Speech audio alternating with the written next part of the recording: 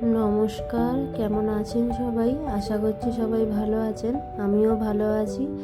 আমি মানসী, চলে এলাম লাইভ বাই দেবেন নতুন আবার একটা ব্লগ নিয়ে। ব্লগগুলো আসতে প্রায় কয়েকদিনের দেরি হচ্ছে। এই যে ব্লগটা ছাড়ছি, এটা সপ্তমীর দিন। এবারে যতগুলো জামা কাপড় পেয়েছি প্রত্যেকটা জামা কাপড় পরে শেষ করে উঠতেই পারিনি। বাড়ি থেকে আমার মা বাবা তারাও অনেকগুলো জামা কাপড় দিয়েছে। তারপর আমার শ্বশুর বাড়ি থেকে প্রচুর জামা কাপড় পেয়েছি, শাড়ি পেয়েছি। শাড়িগুলো তো সঙ্গে সঙ্গে গিয়ে কাটানো বা পরা তো সম্ভব হবে না। আগে থেকে যেগুলো কাটিয়ে রেখেছিলাম সেইগুলোই দুটো তিনটে শাড়ি, সেইগুলোই পরতে পেরেছি। বাদ বাকিগুলো আবার তুলে রেখেছি সামনের বছরের জন্য। কিন্তু জামা কাপড়গুলো মোটামুটি দুটো তিনটে বাদ দিয়ে সবই পরার চেষ্টা করেছি। পঞ্চমী, ষষ্ঠী, সপ্তমী, অষ্টমী, নবমী, দশমী, 6টা দিন, তার মধ্যে আমি 4টে দিন বেরিয়েছি। এখন তো মহালয়ার আগে থেকেই মোটামুটি লোকজন বেরোচ্ছে, ঘুরছে, প্যান্ডেল দেখছে। এখন তো অনেক আগে থেকেই প্যান্ডেল খুলে দিচ্ছে, যার জন্য অনেক আগে থেকেই মানুষজন বেরোচ্ছে। বেশ ভালো লাগছে, আগে থেকে সবাই দেখতে পাচ্ছে। কিন্তু এই পুজোর যে লুকটা, সেই জিনিসটা তো ঠিক পঞ্চমী ষষ্ঠীর পর থেকেই পাওয়া যায়। অষ্টমীর পর থেকে মায়ের লুক আরও সুন্দর হয়ে ওঠে, তাই না? আমার তো অষ্টমীর দিনের যে লুকটা সেইটা খুবই ভালো লাগে। সেই দিন যেন পুরো মাকে খুব সুন্দরভাবে মনে হয় যেন একটা নতুন সজ্জায় সেজে উঠেছে। যাই হোক, আমরা তো বেরিয়েছিলাম 4টে দিন, তার মধ্যে 4টে জামা কাপড় পরা হয়েছে। আর বাদ বাকিগুলো তার মধ্যে যেরকম অষ্টমী আর দশমী দুদিন দুটো শাড়ি পরেছিলাম। প্রথম বছর পুজো, তাই অষ্টমীতে একটা শাড়ি পরেছি, আর দশমীর বিজয়া, তার জন্য একটা শাড়ি পরেছি। খুব সুন্দর শাড়িগুলো। দুটোই দুজন গিফট করেছিল আমাকে বিয়েতে তো প্রচুর শাড়ি পেয়েছি, সেগুলোও পরা হয় না। আর বোম্বেতে তো আগের বারে যখন এসেছিলাম তখন একটা শাড়ি নিয়ে এসেছিলাম যে এখানে পরবো বলে, কিন্তু সেইভাবে এখানে কোনো অকেশন থাকে না বা কোনো সেরকমভাবে কোনো মানে পুজো আচ্চায় মেন পুজো যেটা দুর্গা পুজো, কালী পুজো, ভাইফোঁটা, লক্ষ্মী পুজো, এইগুলোতে তো আমরা বাড়িই চলে যাচ্ছি। তো আর বাদ বাকি এখনও অবধি তো সেরকম পাইনি। এবছর এই পুজোর পর তো এলাম, এবার দেখি। আমাদের সোসাইটির মধ্যেই শুনেছি সরস্বতী পুজো হওয়ার কথা আছে নাকি, সরস্বতী পুজো হয় এখানে। তারপরে আমরা যখন দুর্গাপুজোর সময় চলে যাচ্ছিলাম, সেই সময়টা নবরাত্রিও দেখছিলাম, প্যান্ডেল হচ্ছিল, নবরাত্রি হবে। এর আগে তো গণেশ পুজো হয়েছিল। গণেশ পুজোতে সেইভাবে শাড়ি পরা হয়নি, কারণ আমি তো সেই রকম খুব একটা পার্টিসিপেট করিনি, মানে পুষ্পাঞ্জলি দেওয়া বা পুজো। গণেশ পুজো একদিনের ঠাকুর দেখা, ওরকমভাবে তো গণেশ পুজোর পুষ্পাঞ্জলি বা এরকম কিছু হয় না। যাই হোক, তো তাই মানে কোনো রকম শাড়ি পরার কোনো জায়গাই নেই মুম্বাইতে। তাই শাড়ি এবারে যখন গেছিলাম শাড়ি নিয়ে আসবো বলে নিয়ে আসিনি, কারণ পরবো কোথায়? যেখানেই যাই সেখানেই জামা কাপড় পরেই যাই। তাই জন্য আর দূরে কোথাও গেলে, বেশি দূরে কোথাও ঘুরতে গেলে তখন শাড়ি পরে যাওয়া আমিও মানে আমারও সম্ভব হয় না শাড়ি পরে যেতে, কারণ নতুন নতুন যেহেতু শাড়ি পরছি, তাই শাড়ি ট্যাকেল করাটা খুবই অসুবিধা। তার সঙ্গে সিদ্ধার্থ বলে যে শাড়ি পরার দরকার নেই, এতে জামা পরে চলো, তাতে কমফোর্টেবলভাবে তুমি ঘুরতেও পারবে, যেখানে যাচ্ছ সেই জায়গাটা এনজয়ও করতে পারবে। তাই জন্য শাড়িটা পরা সেইভাবে হয় না। তো পুজোর সময় গিয়ে ওই দুটো শাড়ি আমি ব্লাউজ কাটিয়ে রেখেছিলাম, যেগুলো শাড়ি করতে হয় সেইগুলো আগে থেকে আমার শাশুড়ি মা করে রেখেছিল দোকানে দিয়ে। সেইগুলো করে রাখার জন্য ওই দুটো শাড়ি পরেছি। এখনও প্রচুর শাড়ি পরে রয়েছে আমার ওয়ার্ড্রবে, কবে যে পরে শেষ করব ভগবানই জানে। এখানেই তো থাকছি, বাড়িতে থাকলে নয় প্রচুর বিয়ে বাড়ি, তারপর অনুষ্ঠান বাড়ি পেতাম, তখন পড়ে শেষ হয়ে যেত। কিন্তু এখানেই তো বলতে গেলে 12টা মাসের মধ্যে 10টা 11টা মাস বলতে গেলে এখানেই থাকবোই। একটা মাস যাব দুর্গাপুজোর অকেশনে, আর একটা যাব জামাই ষষ্ঠীর সময়। জামাই ষষ্ঠীতে সেটা খুব অল্প দিনের জন্যই যাব,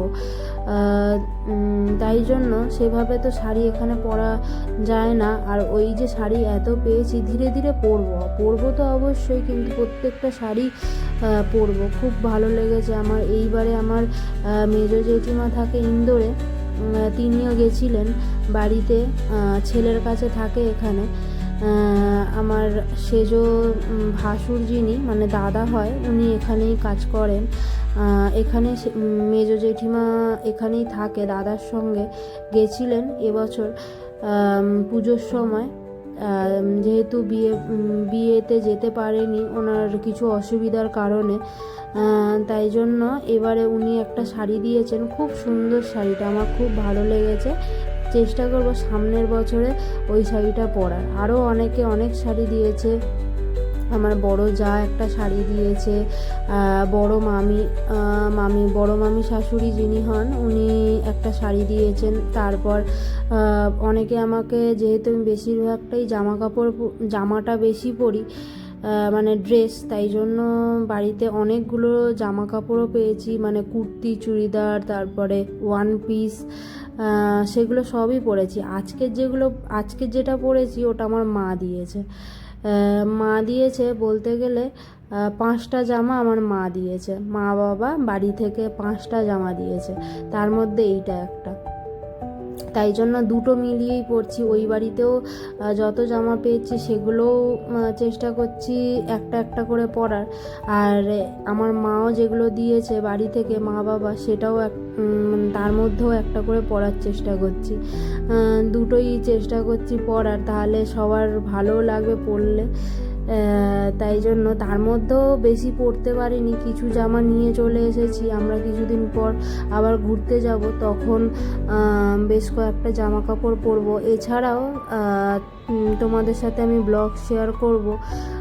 টুকটাক বেরিয়েছি, এদিক সেদিক গেছি, মামা শ্বশুরের বাড়ি, তারপর বাড়িতে, মায়াপুর, অনেক জায়গায় গেছি। প্রচুর ব্লগ জমে রয়েছে, তোমাদের সাথে প্রত্যেকটাই শেয়ার করব। ভাইফোঁটার ব্লগ, বিজয়া, এখনও কিছুই সেইভাবে শেয়ার করা হয়নি, কারণ বাড়ি থেকে সবে এসেছি, মুম্বাই চলে এসেছি।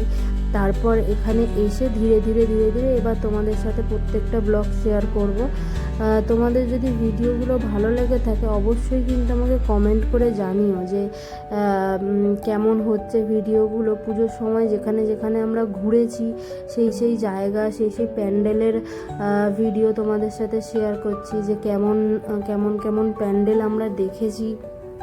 আর শুধু তো প্যান্ডেল দেখা হয় না, তার সঙ্গে প্রচুর খাওয়া দাওয়াও করেছি। তার মধ্যে কিছু খাওয়া দাওয়া সবটা হয়তো তুলতে পারিনি, কিন্তু যেইটুকু অল্প করে তুলে তোমাদেরকে দেখাচ্ছি, যে মানে যেটা আমার একটা এই ব্লগটা যেটা আমি দেখাই, যেটা আমার টপিক, যে আমি প্রত্যেকটা দিন কিভাবে স্পেন্ড করছি, প্রত্যেকটাই অনুষ্ঠান বা যেখানে যাচ্ছি সেইটা তোমাদের সামনে তুলে ধরার চেষ্টা করছি। তো এই বাড়িতে গেছিলাম, সেটাও তোমাদের সাথে ব্লগে শেয়ার করেছি। বাড়িতে প্রত্যেককে জামা কাপড় দিয়েছি, শ্বশুর বাড়িতেও প্রত্যেককেই জামা কাপড় দিয়েছি, কিন্তু নতুন এখন ব্লগ করছি তো, তাই জন্য কি বলবো, হেজিটেট হচ্ছিলাম যে এখানে এসে প্রথমেই ভিডিও করব কি না, মানে এরকম একটা ব্যাপার। বাড়ির প্রত্যেকে খুবই ভালো, কিন্তু একটু লজ্জা পাচ্ছিলাম বললেই চলে, যে লজ্জা পাচ্ছিলাম ভিডিও করতে। তাই এই বাড়িতে কাকে কি দিয়েছি সেইটা দেখানো সেইভাবে হয়নি, শুধু আমার শ্বশুর মশাইকে কি দিয়েছি সেইটাই তোমাদেরকে দেখিয়েছি। আর আমার বাড়িতে আমার মা বাবা ভাইকে যেগুলো দিয়েছি সেটা তোমাদেরকে দেখিয়েছি।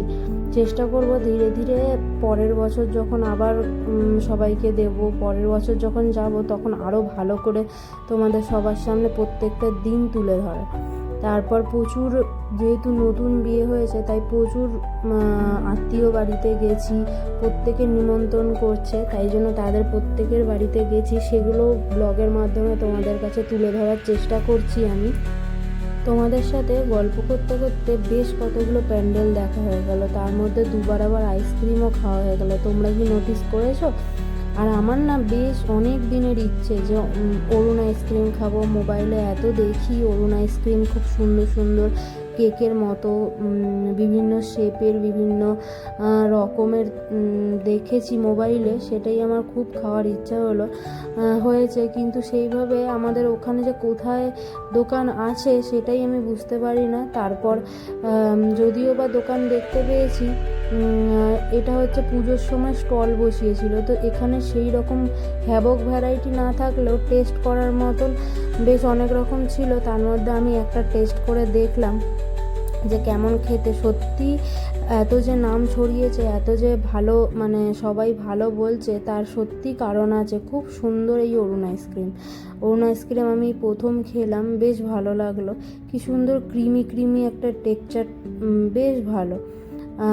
এমনিতে তো যেরকম হয় ঠান্ডা আর যেরকম ক্রিম ক্রিম থাকে, কিন্তু এটা আরও খুব সুন্দর, খুব সফট একদম, আর খুব ভালো ছিল। ইচ্ছা আছে এর পরের বারে যখন বাড়ি যাব তখন অরুণ আইসক্রিমের স্টোর কোথায় আছে দেখে সেখান থেকে খাবো। তার মধ্যে প্রচুর প্যান্ডেল দেখেছে, আর প্রচুর, মোটামুটি তো ওই যেই সাইডে গেছিলাম আমরা, তোমাদেরকে ভিডিওতে দেখালাম যেই প্যান্ডেল, প্রত্যেকটাই তো স্ক্রিনের নাম তুলে ধরছি। ওই প্যান্ডেলগুলো দেখে বাড়ির পথে, এটা 41 পল্লী, এটা আমাদের বাড়ির পথেই। আমাদের বাড়ি পেরিয়ে একটুখানি যেতে হবে, হাঁটা পথ, 41 পল্লী, তারপরেই হরিদেবপুর, ধারাপাড়া এই দিকটা পড়ে। তো আমরা 41 পল্লীর একদম বাড়ির কাছেরই প্যান্ডেল, সব তো দূরের দূরের প্যান্ডেল, দূরের দূরের মাকে দেখে এসেছি। কাছেই যিনি বসে আছেন ওনাকে একটু দর্শন করে আসবো না।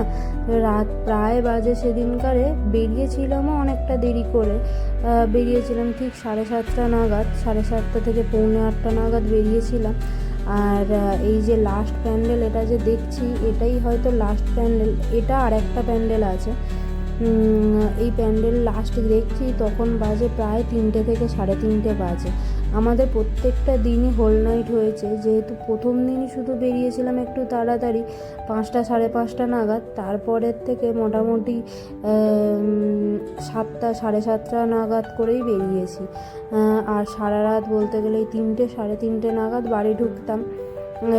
বাইরে থেকে তো কিছু খেতাম, টুকটাক করে কিছু খেতাম। আমার আবার একটা জিনিস খুব, জানি না আমার সঙ্গে কতজন একই কথায় মত দেবে, কিন্তু আমার আবার এই পুজোর সময়টা বাইরে রেস্টুরেন্টে বসে খাওয়ার থেকে এই যে প্রচুর ফাস্টফুডের দোকান রাস্তার ধারে থাকে না, সেখান থেকে আমার ছোট্ট ছোট্ট অল্প অল্প জিনিস, যেরকম ফুচকা, ঘুগনি, পাপড়ি চাট, আইসক্রিম, তারপরে অল্প চাউমিন, এই রকম ধরনের অনেক রকমের জিনিস একটু একটু করে খাবো, আমার ওটা খুব ভালো লাগে। আমার ওই রেস্টুরেন্টে বসে পুজোর সময় খেতে একদমই ভালো লাগে না। পুজোর পর কোথাও কোনো একদিন গেলাম, ভালোভাবে খেলাম, সেই সময় এতটাই ভিড় থাকে, সত্যিই ভালো লাগে না। এত লম্বা লম্বা লাইন থাকে, ঠাকুর মেন আমরা বেরোই ঠাকুর দেখতে, সেই সময়টা পুরোটাই যদি রেস্টুরেন্টের লাইনে লাগিয়ে দিই তাহলে কেমন করে হবে বলো তো। তাই জন্য বাড়ি ফেরার পথে দুজনে 2 প্যাকেট, বললাম না ওটাই লাস্ট দুটো প্যান্ডেল দেখেছি, আর হেঁটে বাড়ি ফিরছিলাম। এই বাড়ি ফেরার পথেই এই প্যান্ডেলটা পাড়ার মধ্যেই পড়েছে, খুব সুন্দর করেছে প্যান্ডেলটা, তাই না?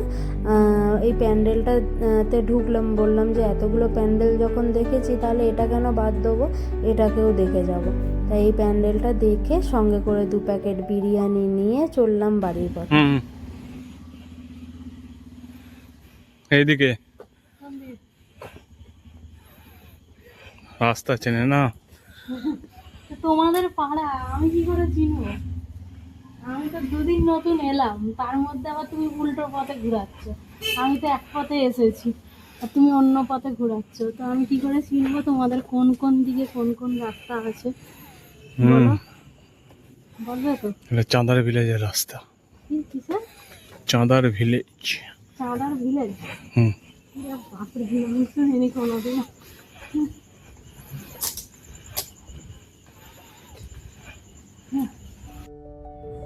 সপ্তমীর রাতটা পুরো শেষ হয়ে গেল, চলে এলাম বাড়ি। অষ্টমী সকাল থেকে শুরু, তার আগে বিরিয়ানিও নিয়ে বললাম, বিরিয়ানি নিয়ে চলে এসেছি। রাতেবেলা দুজনে একই প্লেটে বসে পড়েছি বিরিয়ানি খেতে। খাওয়া দাওয়া করে আমরা তো ঘুমাবো, প্রায় ভোর হতে চললো। কালকে তাড়াতাড়ি উঠতে হবে। সকালবেলা পুষ্পাঞ্জলি দেবো অষ্টমীর। আজকের জন্য ভিডিওটা এই পর্যন্তই। দেখা হবে নতুন আবার একটা ভিডিও। ততক্ষণ আপনারা ভালো থাকবেন, সুস্থ থাকবেন। দেখা হবে আবার নতুন একটা ভিডিওতে। যদি ভালো লেগে থাকে অবশ্যই একটা লাইক করে দিয়ে যাবেন। আজকের জন্য আসি। আর হ্যাঁ, অনেক ভালো ভালো ইন্টারেস্টিং ব্লগ আসছে।